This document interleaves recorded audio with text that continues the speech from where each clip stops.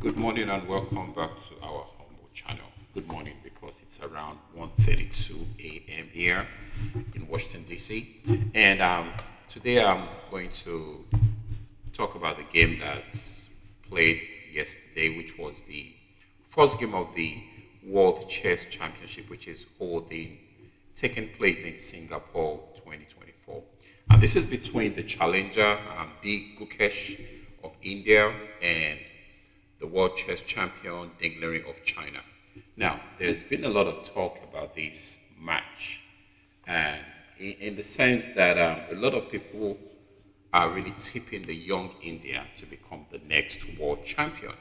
But anything can happen, really. And I think personally, I think if Ding can get himself together, as in get his mind together, it's not going to be an easy match for Gukesh. So, yes, a lot of people have really said it's going to be a walkover and all that stuff. But, we have to remember, Ding is a champion. You know, um, yeah, he actually won to become the world chess champion. So, you can never write a champion off, pretty much. So, let us get right into the game. This was the first game of the match, and it was a French defense. Ding was on the black side of the French defense, and Gukesh had the white pieces. So let's get into it. So the move started with e4, e6, d4, d5, knight c3, knight f6. Now this is the classical variation. The knight c6, um, knight f6. Um, After knight c3, bishop b4 is the winner variation. So knight c3, knight f6, e5, knight d7, f4. Now, normally in this position, white wants to build a pawn chain. He's going to build a very strong pawn chain sometimes from here all the way there, and then try to attack black on the king side. So, c5 immediately. Anytime there's a pawn chain, you want to break the pawn chain using pawns immediately. You don't want to waste time. Knight e2, not a popular move. Play. Knight e2 is not one of the top moves in this variation, but I guess this is one of the surprise weapons Gukesh had prepared for this match. So knight e2 is played. Now the idea of knight e2 is to try to solidify, to try to hold on to the pawn chain, keep the pawn chain alive with moves like c3. So knight c6 is played. Of course, black has to keep putting pressure on the pawns and the central pawns, especially the d4, the e5 pawns. So c3. Now this is what I'm talking about. The pawn chain is very, very important. When you have the pawn chain, you always want to keep it. And when you have playing against the pawn chain, you always want to break the pawn chain. Because the longer the pawn chain stays on the board, the more difficult is it for you to get space. So you're going to have a lot of cramped position. So after the move c3, a5. Now, I was watching part of this game. It took Ding almost like 30 minutes to make this move a5, which is really a rare move in this position. I'm not sure how many times this move has been played, but in this position, Ding played a5. I'm not so sure what the idea of a5 is, but if looking at the position, you could see that that move is actually trying to keep an eye on the b4 push, because now you have the a5 pawn keeping an eye on the b4, we have the c5, and then we have the knight on c6. So after the move a5, knight f3, of course, you have to develop your pieces as quick as possible, get them to the best squares possible, get all your pieces on good squares, and then look for ways to create some attacking possibilities on your opponent's king. So after the move knight to f3, a4. Now, Ding just keeps moving this pawn. Now, I have to say something here. Normally in the French defense, normally you want to just move your bishop to e7 castle and then try to hit on the pawns, try to break this pawn chain. It's interesting that Ding just keeps moving his a pawn. Like, what in the world is going on here? And looking at this game, this a pawn actually became a thorn in Gukesh's flesh later on in the game. So after the move a4 and bishop to e3, another thing I have to say about the move a4, by moving to a4, you're gaining space, and you're clearing squares for your pieces to use. So that cannot be a bad idea, especially when there's not a lot of play in the center. And of course, it's going to take some time to create some attacking possibilities on the king side. So a4 was played, bishop to e3, bishop to e7. Now black plays bishop to e7 in the sense that in the near future, it would like to just keep its king safe. And like I said, chip on the pawns, on the center pawns. Try to make the pawns weak. Try to make them targets, and then try to attack and capture the pawns. So after the move bishop to e7, um, Dinglery plays g4 immediately. Sorry, not Dinglery. Gukesh plays g4 immediately. I think that's a little rash. That's a little rash. Hey, it's a super game, I know, but I'm just saying from my own understanding of chess, g4 is a little rash. Of course, it could be a preparation. Well, it's definitely a preparation. You don't play g4 in a world championship match and say it was just an over the board inspiration. No, sir, it doesn't work like that. So g4 was played, and of course, queen a5. Now, in this situation, it is kind of suicidal. Well, I won't say suicidal per se, but it's not advisable to just castle right now, because by castling, you're going to actually help white get to you as quicker than we think. So in this situation, castle is a no-no. So the best is to keep creating some play on the queen side, and I think that's exactly what Dinglerin did. And this actually reminds us of the opening, the Sicilian defense. Normally in the Sicilian defense, black is always trying to create some play on the queen side, and when he has enough time, when he sees that there is not a lot of danger on the king side, then he castles there. So right now, this is almost like a Sicilian defense, but really, this is the French defense. So Ding is really taking his time. He's not trying to get his king into the position where white is just going to throw his pawns at him. So after the move queen to a5, bishop to g2. Now white is just threatening to castle. Even with the pawn on g4, white can still castle and then just keep advancing the pawn. Try to get at this king that is stuck in the center. Well, I don't know if the king is stuck in the center or black just refuses to move the king to the king side. Of course, in this position, you do want to move the kings to the king side. Like I said, you're going to get in trouble. So after the move bishop to g2, a3. Wow. This a pawn has come a long way. a5, a4, a3. And that's all is happening. Now, let me say a little bit about this position. Now, it's actually interesting that this pawn came all the way from a5 now to a3. Just pawn pushes, and nothing really was white able to do about that. Now, the reason is because when the position is closed, time is not such a big deal. Time is not such a factor. In an open position, you can't afford to just make pawn moves. You're going to get crushed. Because for every pawn move you make, your opponent develops seesaw pieces, and you're just making pawn moves, you're going to get crushed. But in positions like this, it's a close position. The pieces are just trying to get themselves in the best squares. There is no way where either white or black can get any kind of activity to open up the position. So hence, the pawn raid all the way to the a3 looks interesting. I won't be surprised if this Dingleri's idea gets taken up. And this normally happens in a lot of world championship matches. Whatever the champions or the players do, the rest of us just picks them up. So a3 is played, b3 captures on d4, b4. Now it's interesting because white actually has to make sure he keeps the pawn chain alive as much as possible. If you break the pawn chain, then you're really giving away the things you've worked for. So b4 is a very interesting move. So the queen moves back. Now knight takes. In this position, bishop takes is also a possibility, but I think knight takes is more likely. I don't know what the engine thinks about this position, because with your pawns, most of your pawns on the dark square, you might need the bishop to defend it. But at the same time, if your bishop, the dark square bishop is on the dark square defending your pawn, which is on the dark square, that means that's a bad bishop. So what to do?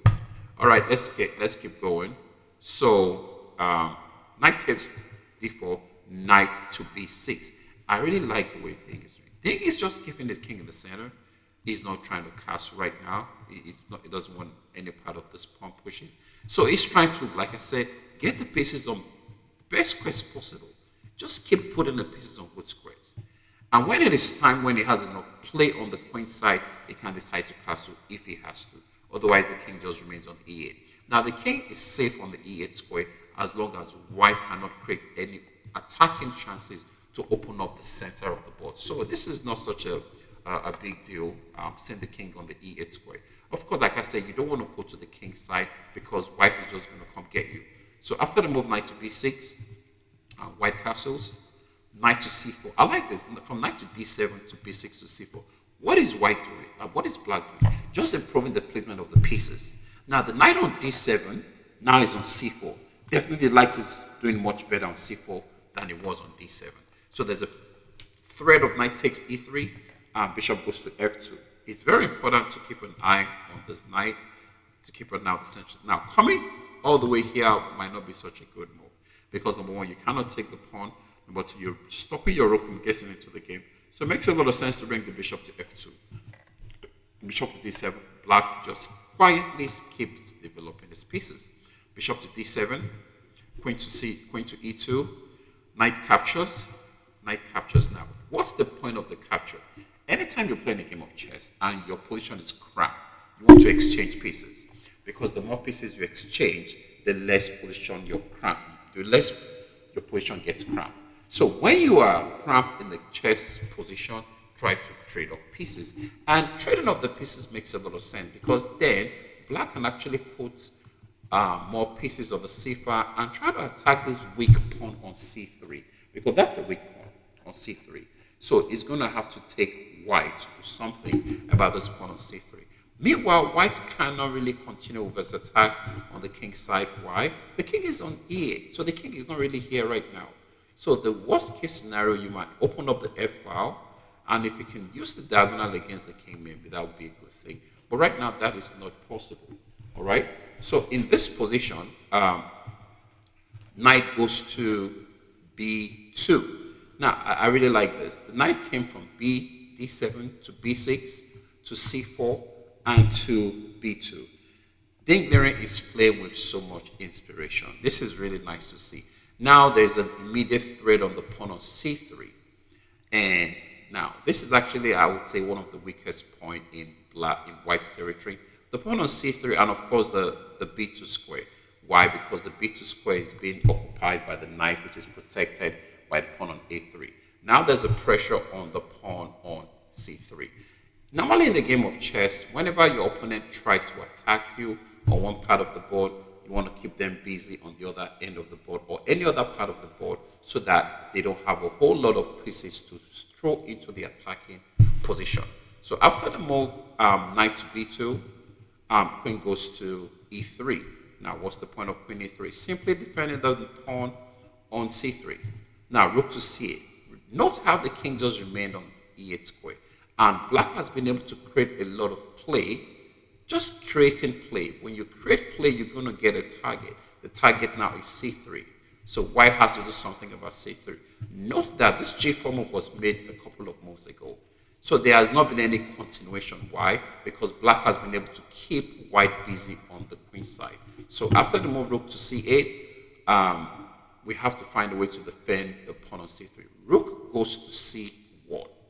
I really like the way black is playing here, because it's making sure every move it makes creates a threat.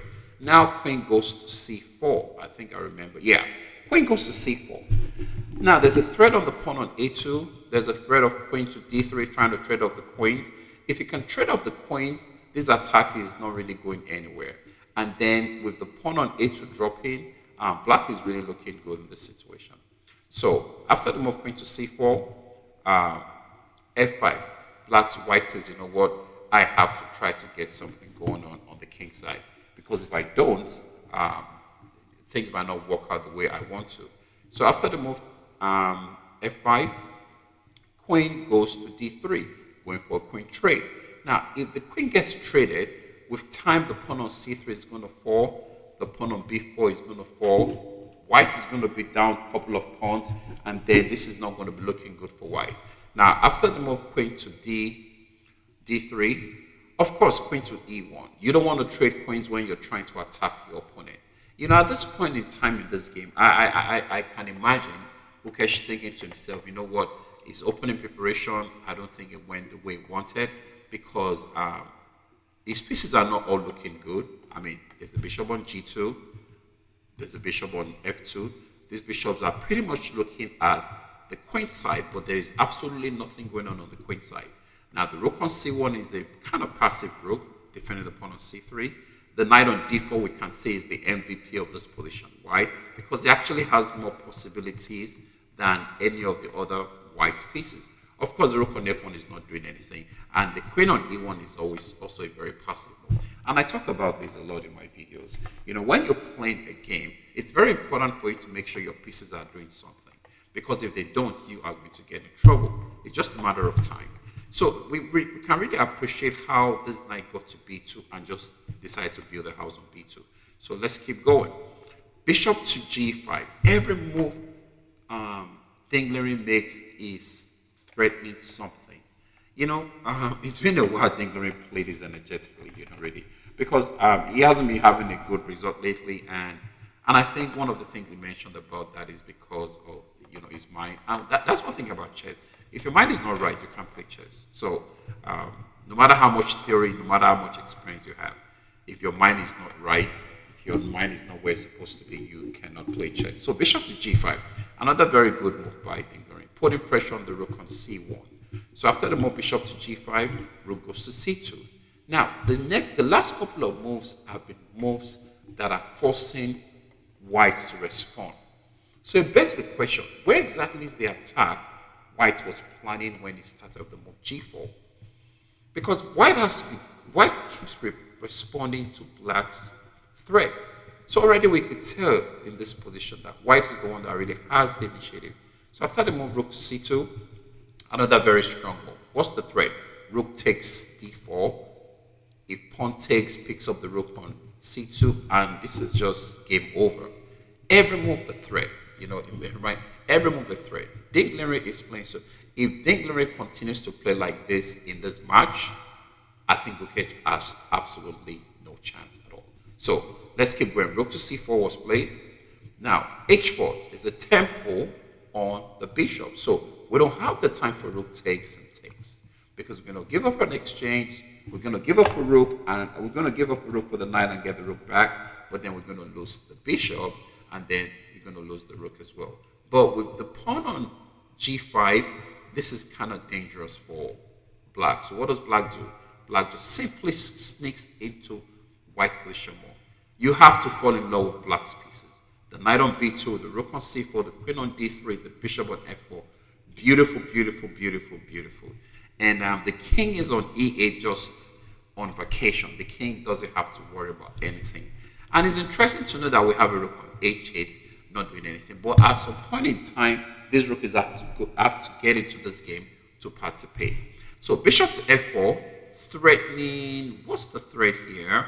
I know there's pressure on the pawn, but you can't take it yet because there's another piece defending it. So bishop to f4.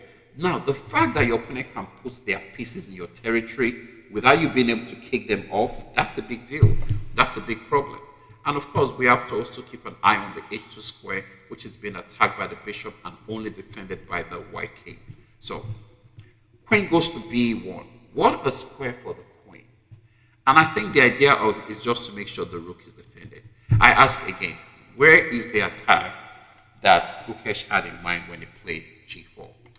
This chess thing is not magic, and it's not about muscles, And it's interesting because black took so much time to get to a certain point in this position, and now white is the one that is really struggling with time. And it is normal for white to struggle in this position with time. Why? Because the pieces are not coordinated at all. So queen b1 was played.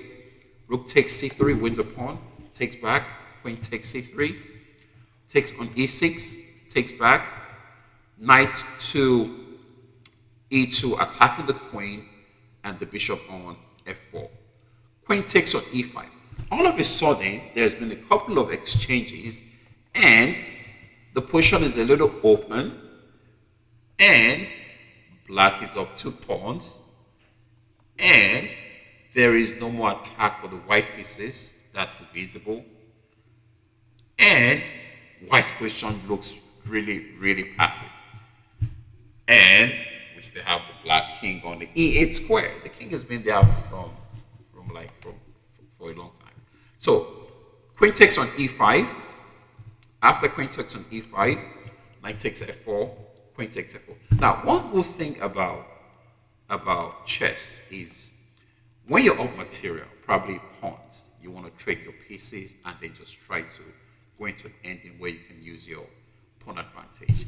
Right now, black has 1, 2, 3, 4, 5, 6 pawns. White has 1, 2, 3, 4 pawns. Now, white has the two bishops, bishop on f2 and g2, and black has a very strong knight on b2, a very, a very troublesome queen, a passive bishop. So pretty much it's the queen and the knight that is wreaking havoc on white's position. And why this is such, why, how come white really can't do much about this? Like I say again, white's pieces are not well placed. Queen on b1, rook on f1, bishop on g2, bishop on. And I think the only piece that white has that can be a nuisance to black is the dark square bishop. Why? Because black doesn't have a dark square bishop, and the dark squares are pretty weak. The dark squares are really weak. And if if white can somehow create some threats on the e7 square, that's going to be some problem for black. But it's easier said than done. So after the move, queen takes f4, queen to c2, and I think this is another point where Gukesh erred, and I think he was probably thinking about I don't know what he's thinking about. Queen here, I don't know. I really don't know. But queen to c2. So now taking any of these pawns is just dangerous. In a game of chess, when you're up pawns, don't keep grabbing more pawns. Just take the little you have, consolidate your position, go into an ending, and just win the game. There's no point grabbing more pawns. The best thing is to do is to reduce the ability of your opponent to wage war. How? By exchanging more pieces. I like the move Dinglering played here. Very principled, queen to c4. Now the idea is pretty much I want to trade off the queens. I'm attacking your pawn on e2, and I also have an opportunity to just castle, get my king save, and then get my last piece in the game. My people, if this rook gets in the game, this game is pretty much over. Think about this. Dinglering has been playing with just the knight and queen, pretty much. Just the knight and the queen. And he's been so active. Now, the reason why this knight and queen looks so strong is because the other pieces are very passive. So having a piece really is not the big deal. But making sure that piece is doing something, that's the most important thing. So queen c4 is played. Queen to d2. Now it's interesting, it's going to the d2 square. Why? Like I said earlier, it's going to try to put some pressure on the dark square and try to see if it can do something very evil to the black position. But hey, Dinglering is ready for this. Now Dinglering castles. It brings the king, tucks the king inside, brings the rook into the game in one move. This is looking really good. Now think about the bishop on d7. Bishop has been here for a while, not doing anything really. Well, I won't say not doing anything, but let me say it's been really passive, defending the pawns on e6. Well, it's very passive bishop. This bishop has been on d7 since it came out into the game. But already this position is looking very bad for white. Why is looking very bad for white? White is down 2 pawns and has nothing to show for it. No attacks. So the game continues. Bishop to d4, putting pressure on g7. Okay, now this is not possible because you're going to lose with check. So bishop to d4, and of course, if rook takes, bishop takes, puts pressure on the queen. So after bishop to d4, I think you play knight d3. Yeah, the idea is I want to win your bishop on d4 with check. So what does it do here? Queen to e3, protecting the bishop, putting pressure on e6, and Gukesh just cannot do much because the number of pieces have been really reduced, and I think the only chance of Gukesh doing anything lies with this dark squared bishop. If this dark squared bishop can get anything out of this position, this game is going to be just cut it. So rook takes, more pieces are exchanged. Now the rook takes, bishop takes. It's very important for Dinglering to have seen this move, because if he doesn't see the move e5, you're just about to lose a piece. There is no way you can free your queen to get a check on this king so that you can free your knight. But now e5, very strong move. Now forcing the bishop to move away. Now the bishop moves. Now we have a check on g4, and then black still maintains this initiative. So e5 was played. Bishop takes e5, queen takes g4 check. Bishop goes to g2. Bishop to f5. Finally, that bishop on d7 that has been, taking a nap is coming to life. And the idea is not just to protect the knight that is hanging on d3, but also to come into e4 and put pressure on the bishop on g2. Remember this, anytime you have your pieces, especially your bishops, you want your bishops to be outside your punching, not inside your punching. So let's keep going. So bishop goes to g3, bishop to e4, king h2, h6. Very important to create a loop so that this king can always hide in case there's any kind of checks coming from the background. So bishop attacks the queen. Queen goes to d1. Bishop to d6. I was saying earlier that if black has anything at all, it has to go with this bishop. Why? Because this bishop cancels out this bishop, right? This queen just keeps an eye on this queen. This knight is just a monster. So if this bishop can't really get anything happening, nothing is going to happen for black.